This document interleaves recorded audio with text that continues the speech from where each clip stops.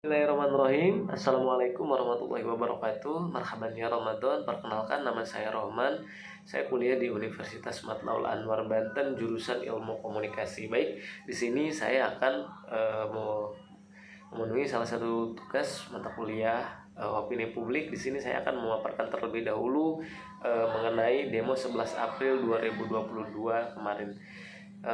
Di demo kemarin itu ada beberapa permasalahan yang setidaknya ada 6 poin yang mahasiswa ajukan, sehingga tujuan demo 11 April 2022 yaitu agar pemerintah merespon aspirasi mahasiswa yang tergabung dalam BEM-SI kemarin gitu kan.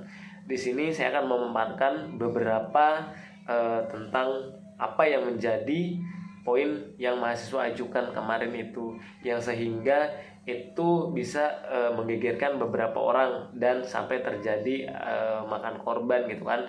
Itu saudara Ade Arnando itu yang babak belur dikeroyok massa saat katanya memantau aksi 11 April lalu itu di gedung DPR RI gitu kan. Sebenarnya tuntutan demo 11 April 2022 itu dipicu oleh adanya orang yang di lingkaran Jokowi yang untuk mewacanakan adanya presiden 3 periode gitu kan. Kemudian ada tentang penundaan pemilu yang terus digembor-gemborkan dengan berbagai alasan sehingga mahasiswa marah dan melakukan aksi demo gitu kan.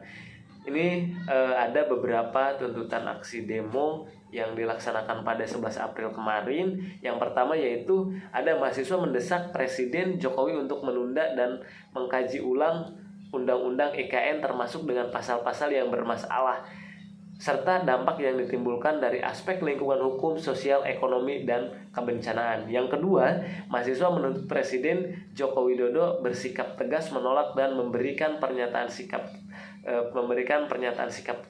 terhadap penundaan pemilu 2024 atau masa jabatan 3 periode, karena itu sudah sangat jelas mengkhianati konstitusi. Yang ketiga, mahasiswa menyinggung soal bahan pokok dan kelangkaan minyak goreng Presiden Joko Widodo untuk menstabilkan harga dan ketersediaan bahan pokok di masyarakat. Yang keempat, yaitu mahasiswa meminta Presiden Joko Widodo mengusut tuntas para mafia minyak goreng serta mengevaluasi kinerja menteri terkait. Yang kelima, itu mahasiswa juga menuntut untuk segera menyelesaikan konflik agraria yang terjadi saat-saat ini. Yang keenam atau yang terakhir yaitu meminta presiden dan wakil presiden berkomitmen penuh dalam menuntaskan janji kampanye di sisa masa jabatannya sekarang. Jadi ada 6 poin yang mahasiswa tuntut kemarin itu yang didemokan pada tanggal 11 April mendatang.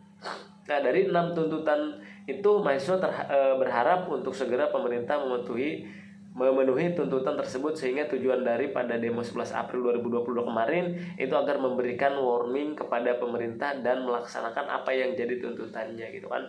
Nah, setelah itu Bapak Jokowi sendiri itu langsung mengadakan rapat internal gitu kan, pada tanggal 10 April, jadi 1 hari sebelum demo dilakukan.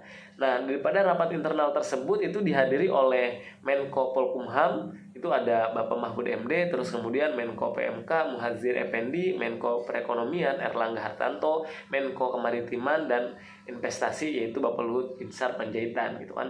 Kemudian lalu Mendagri Tito Karnavian juga hadir, Menkumham juga Yasona Lauli juga hadir, kemudian Menpan RB juga Mensesnek Pratikno dan Seskap Pramono Anung gitu kan. Nah, dihadiri juga oleh Bapak Kapolri Jenderal Listio Sigit Prabowo, itu kan Panglima TNI juga Jenderal Andika Perkasa juga hadir. Nah, Jokowi juga menyebutkan bahwa dirinya sudah menjelaskan bahwa pemilu itu tetap akan dilaksanakan pada 14 Februari 2024 mendatang gitu. Menurutnya perlu jelaskan bahwa sampai saat ini spekulasi itu pemerintah tengah berupaya untuk melakukan penundaan pemilu itu salah gitu. Jadi Jokowi bahkan sudah menekankan bahwa pemilu itu tetap akan dilaksanakan pada tanggal sekian yang sudah diterangkan, yaitu pada tanggal 14 Februari 2024 mendatang gitu. Itu semuanya sudah jelas kan? Itu semuanya sudah jelas.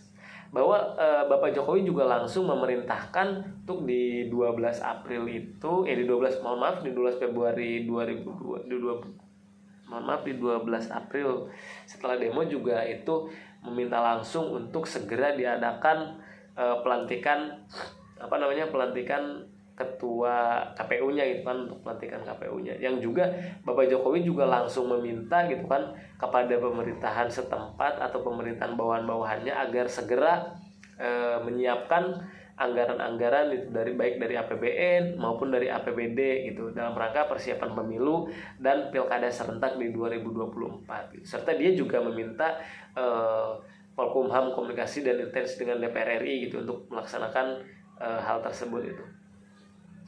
Bapak Jokowi juga menyampaikan anggaran yang diperkirakan anggarannya itu yaitu sebesar 110,4 triliun rupiah gitu itu untuk KPU dan Panwaslu itunya dan sekian lah itu tidak bisa saya sebutkan, pokoknya sekian itu nanti tinggal dibaca aja di berita-beritanya gitu. Nah dari di situ juga Bapak Jokowi menjelaskan ada beberapa juga yang di daerah itu yang segera harus diganti, yaitu mulai dari gubernur, pejabat bupati, pejabat wali kota gitu kan, yang masa jabatannya itu berakhir di 2022 ini gitu. Nah itu kalau tidak salah itu ada 101 daerah gitu kan yang disiapkan karena ada 7 gubernur, ada 76 bupati dan ada 18 wali kota yang harus segera diisi gitu. Yaitu. Nah kemudian berlanjut lagi kita ke opini publiknya.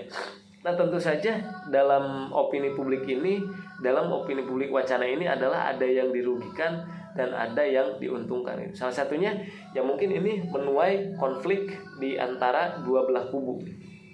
Jadi ada yang pro dan ada yang kontra. Salah satunya adalah ketika seseorang yang kontra terhadap Jokowi ya sudah pasti dia akan mendukung aksi dari 11 April ini. Tetapi yang menarik di sini adalah ketika yang pro terhadap Jokowi, maka dia akan menolak aksi tersebut gitu.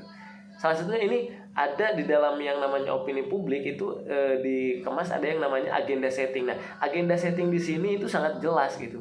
Sangat jelas digunakannya agenda setting itu karena pada saat demo tersebut itu pengalihan isunya sangat begitu luar biasa karena dialihkan dengan adanya pemukulan Ade Arnando ini gitu, Bapak Ade Arnando ini. Nah, yang jadi pertanyaan mengapa dia harus turun ke lapangan yang katanya dia hanya menyaksikan dan lain sebagainya gitu. Jadi agenda settingnya itu udah sangat jelas dari sini gitu, dan yang opini publiknya sudah diatur dengan sedemikian rupa oleh orang-orang yang punya kepentingan itu. Bahkan mungkin bisa saja buzzer rupiah pun sudah disiapkan dalam hal ini gitu, karena ini sangat sudah dikemas dengan baik. Ya mungkin kesimpulannya adalah apabila mau mengadakan sesuatu kajian itu harus dikaji harus dikaji dulu terlebih dahulu gitu.